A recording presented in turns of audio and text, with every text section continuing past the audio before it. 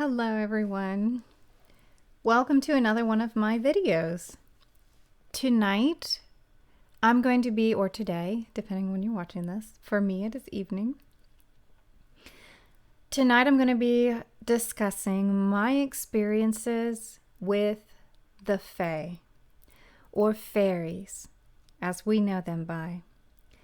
Now, there are distinctions between fairy, F-A-E-R-I-E, and pixies. It's difficult to discern a little bit. Sometimes, as I understand, both pixies and fairies can be what I should say as slightly salty toward humans. So my experience is that it really isn't a distinction of species or title that can discern between who's nice and who's not. As some of you may already know, there are some Fae that do not like the presence or the idea of human interaction. They're actually very against it. In their mind, they see the violence and they see the destruction in the wake of humankind, and it's a bit like a slap in the face to them and to Mother Nature. So they are very bitter. They have a bitterness toward them, and even still, some Fae or Pixie kind regard humans as even less than that. So it is important to remember that and always to be respectful. But at the same time, always stay grounded. Never be afraid. Okay? All right. Moving on. So in the beginning, of my experience with the Fae, I had just retired, been medically retired from the military. I had just learned that I had been born with a disease that I had no idea I had. And I have mentioned it before, so there's no need to go over it again. In any case, I was living a pretty average life aside from that, you know. You wake up, you do your job, you go to sleep, you eat, you talk to friends, family, whatnot. Pretty average. At that time, I had always been in and out of relationships and things like that. Could never find the one. I'm now 37 and I am still not married. And there's nothing wrong with that. But I'm not so desperate to be in a relationship anymore, which comes with growth and comes with loving yourself. So, back to the story. So during this time, I had this strange compulsion one day to look on Etsy for fairy things, I think. Magic things. It was very odd because I had, at this time, I was fresh. I knew nothing about meditation. I knew nothing about magic. I knew nothing about anything. I was just a sergeant, been medically retired from the military. I used to be a medic. And that was my life. It was pretty just basic stuff, you know? And so, I don't know. I'd always been drawn to magic and things like that, but nothing too serious or involved. And I decided to search for this on Etsy for whatever reason that day. And I came across a ring. It looked a bit like a wedding ring, and I thought, oh, good, I can wear this, and nobody will bother me, type of thing. It was the perfect size for my ring finger. I believe it was size 5 or 5.5 or something of that nature, which is my ring finger size. And I looked at it, and it said that it had a spirit connected to it. And I thought, surely not, this must be just, something to get you to buy it kind of thing. And in some cases, that's the truth. So be wary.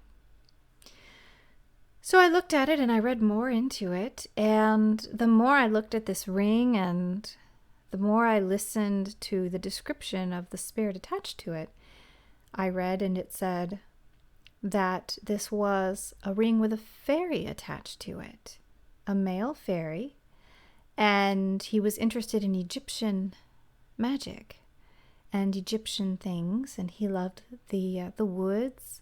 He loved nature. He was a very bright, happy, cheerful, funny kind of spirit, and very wise. And I thought to myself, Egyptian, huh? Because, of course, with me, as you know, my connection to ancient Egypt is very deep-rooted. And so when I read that, something inside of me was like, really? You like Egypt too, do you? But I thought it was odd that I felt so drawn to this ring. And I kind of put it away. I put it away and I went to sleep and carried on with my day. And a few days later, I visited it again and the ring was still there. And I read the reviews because I was, I'm very investigative. I have a scientific brain, as hard as that might be to believe. I like to research things. So I researched, and that beginning of that research was in the reviews. And I was reading the reviews. A lot of people were saying, something happened in my life, as I purchased one of your articles of jewelry with such and such spirit attached to it. Very positive experience. Thank you very much, and can't wait to get to know this being better. And so I thought to myself, gosh, is this really that being? And is anybody having negative experiences? Like this could all just be a gimmick to let something bad in your house? Because I came from that background, But something inside of me, it was almost like, this is okay. This is the right thing to do. This is okay. This is who you are. Odd feeling. But it's that feeling that you get where you know this feeling. And so I put it away again. And then one day I opened it back up just to check, and the ring was still there. And I just had this uncanny drawing toward it. And I thought to myself, what are the chances that there's an actual fairy attached to this ring? I mean, come on. Come on, guys. Fairies. Come on. So I bought the ring and said to myself, well, it'll be a ring I can wear on my finger to pretend I'm married and, it'll work that way.